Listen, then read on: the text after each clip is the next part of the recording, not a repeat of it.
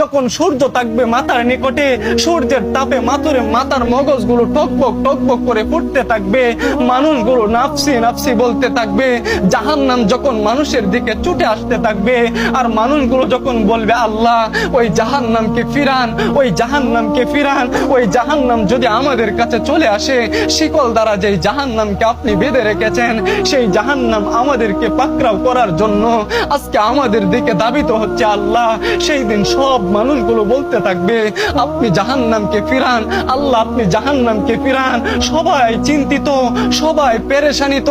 সেই দিন রব্বে কারীম বলবেন ঈমানদারদের জন্য সুসংবাদ, সেই দিন তোমার ভয় থাকবে না। কেমন ভয় থাকবে না?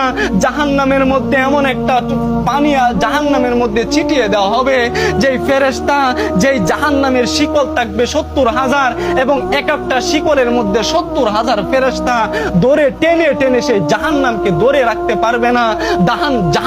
জাহান্নামীদের দিকে ধাবিত হবে। সেই দিন যখন মুমিনরা বলবে আল্লাহ এই তো জাহান্নাম চলে এসেছে, এই তো জাহান্নাম আমাদেরকে গ্রাস করে নিচ্ছে, সেই আল্লাহই বলে দিচ্ছেন ফালা খাউফুন আলাইহিম ওয়ালা হুম ইয়াহজানুন, তোমাদের কোনো ভয় নাই। ওই দিন এমন একটা পানি জাহান্নামের গায়ে ছিটিয়ে দেওয়া হবে, জাহান্নামের গায়ে ছিটিয়ে দেওয়ার সাথে সাথে ওই জাহান্নাম দ্রুত বেগে পিছনে সরে যাবে। জোরে বলেন সুবহানাল্লাহ। দ্রুত পিছনে সরে যাবে। পিছনে সরার সাথে সাথে ওই মুমিন বান্দারা বলবে আল্লাহ এতক্ষণ পর্যন্ত যে জাহান্নামকে 70,000 ফেরেশতা 70,000 শিকলে, এক একটা শিকলের মধ্যে 70,000 ফেরেশতা ধরে টেনে ধরে রাখতে পারলো না, এমন কি পানি দিলেন যেই পানি পড়ার সাথে সাথে সেই জাহান্নাম পিছনের দিকে দৌড়ায়।